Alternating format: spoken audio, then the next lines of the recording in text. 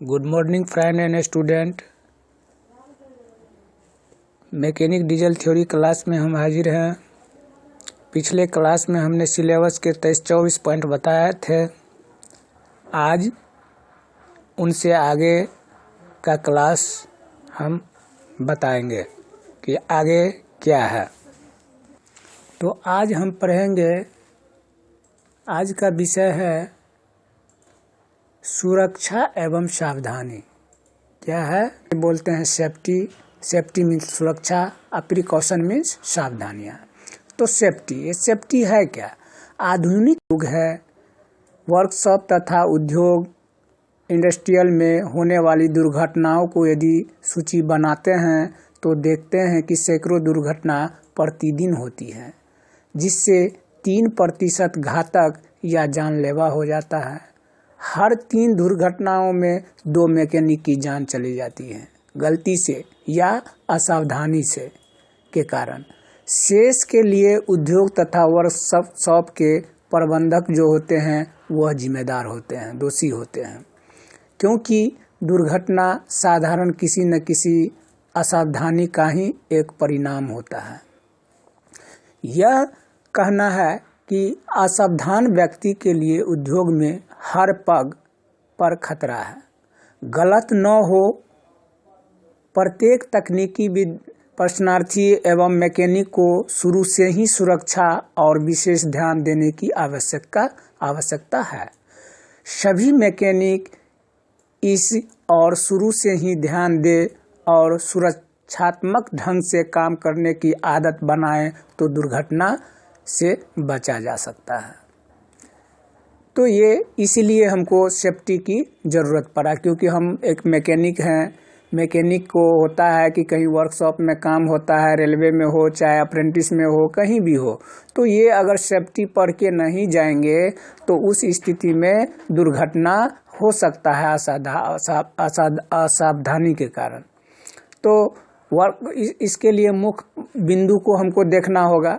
यहाँ स्पष्ट कर दिया है कि वर्कशॉप तथा उद्योग में होने वाली दुर्घटनाओं के कुछ मुख्य कारण।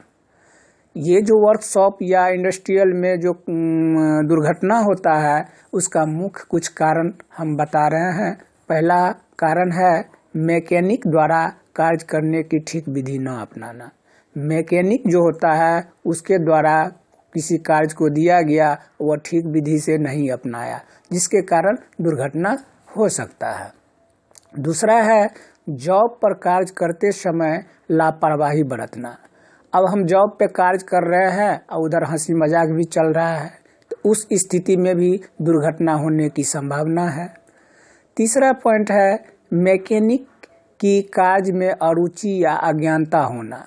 या तो उनको रुचि नहीं है, काम जो कार्य दिया गया है उसमें रुचि नहीं है, या अज्ञानता है, उसके पास कोई ज्ञान नहीं है, जिसके कारण दुर्घटना हो सकता है।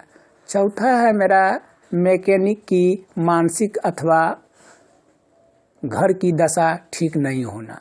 अब मान के चलो कि किसी मैकेनिक को अप्रेंटिस में हो गया, वो चले गया किसी न किसी वजह से, और घर पर पापा बीमार है, माँ बीमार है, घर की स्थिति सही नहीं है, जो कि काम करते हुए उसका ध्यान भटक जाता है, जिसके कारण दुर्घटना हो सकता है। 5वां पॉइंट है मैकेनिक द्वारा कार्य की सिद्धता से समाप्त करने की इच्छा होना। कहने का मतलब ये हुआ कि मैकेनिक हमेशा चाहता है कि हम जल्दी से काम कर ले और घर चले जाए। ऐसा नहीं करना चाहिए। जब सिद्धता से काम को नहीं करना चाहिए, धीरे धीरे आराम से उस काम को संपन्न करना चाहिए, तो दुर्घटना नहीं हो सकता है। 6ठा नंबर पॉइंट है मैकेनिक के द्वारा कार्य के अनुसार औजार का उपयोग नहीं करना। बहुत इम्पोर्टेंट पॉइंट है। अब देखिए, मैकेनिक को ITI में पढ़ाया जाता है सभी टूल्स के विषय में, औजार के विषय में, और उसके विषय में बहुत से ऐसे लड़का ध्यान से नहीं पढ़ते हैं, जिसके कारण जो है गलत औजार का उपयोग कर देते हैं, तो वहाँ से भी दुर्घटना होने की संभावना रहती है। 7वां पॉइंट है मैकेनिक ढीले वस्त्र पहनकर मशीन पर कार्य नहीं करना चाहिए।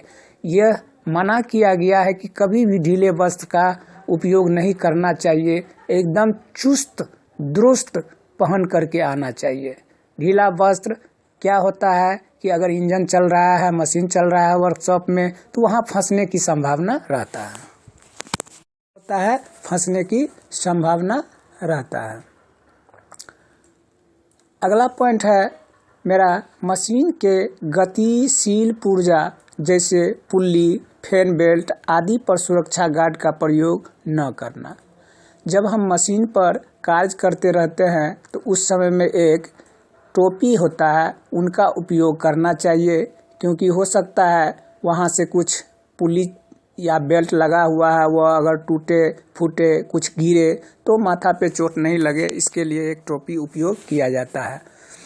नौवां पॉइंट है, जलती हुई मशीन पर तेल नहीं डालना चाहिए। चलती हुई मशीन पर, कहने का मतलब ये है कि चलती हुई मशीन पर कभी भी तेल का उपयोग नहीं करना चाहिए, क्योंकि ये उछलकर आँख में पड़ सकता है।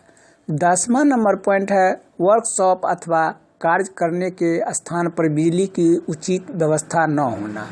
इससे भी दुर्घटना हो सकता है। क्यों नहीं, कि वर्कशॉप में हमको दे दिया कार्य करने के लिए, वहाँ अंधेरा है, लाइट का व्यवस्था अच्छा से नहीं है, तो वहाँ हो सकता है मिस हो सकता है, जिसके कारण दुर्घटना होने की संभावना रहती है। 11 नंबर पॉइंट है, खुले हुए पार्ट्स को सही स्थान पर रखना चाहिए। कभी भी जो भी पार्ट्स को हम खोलते हैं उसको सही स्थान पर रखना चाहिए। 12 नंबर पॉइंट है, मशीन तथा औजार को खराब दशा न होना।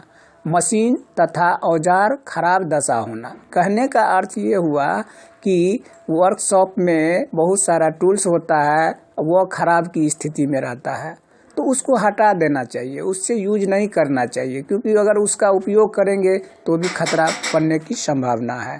13 नंबर क्वेश्चन है, मशीन के बारे में पूर्ण ज्ञान न होने पर मशीन चलाने की उत्सुकता दुर्घटना का एक मुख्य कारण बन जाता है। बहुत इम्पोर्टेंट है, इस पर ध्यान देना है, 13 नंबर पर ध्यान देना है।